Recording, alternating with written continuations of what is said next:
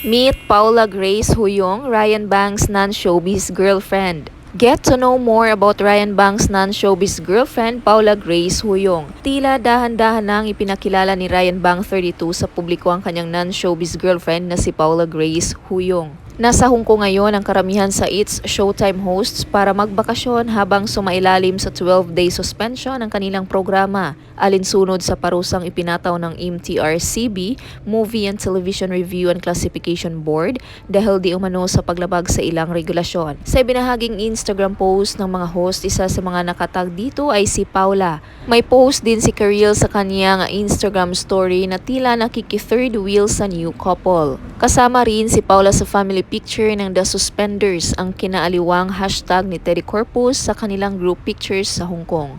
Pati sa post ni Vong Navarro ay kasama si Paula. Gayon din sa IG stories ni Vice Ganda at Ayon Perez.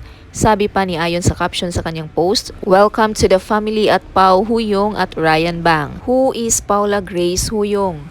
Si Paula ay graduate ng Assumption College. Siya ay 28 years old. Makikita sa kanyang Instagram na well-traveled si Paula. Proud at masayang inanunsyo ni Ryan sa live episode ng It's Showtime noong August 29, 2023 na in a relationship na siya matapos ang ilang taon niyang pagiging single. Pagmamalaki niya, gusto kong sabihin sa aking It's Showtime family sa harap ninyo, mami, daddy, kay kuya ko, ate ko, siyang may girlfriend na ako. Nagtalunan at agad siyang niyakap ng kanyang co-host na masaya para kay Ryan.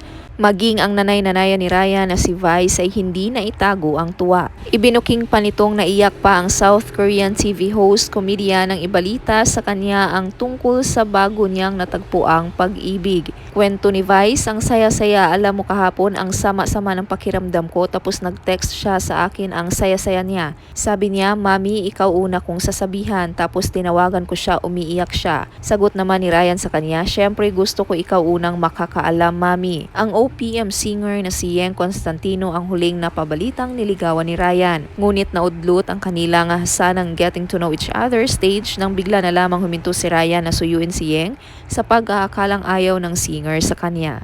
And that's it for today's video. Thank you for watching and please don't forget to subscribe, like, and share for more showbiz updates. Bye!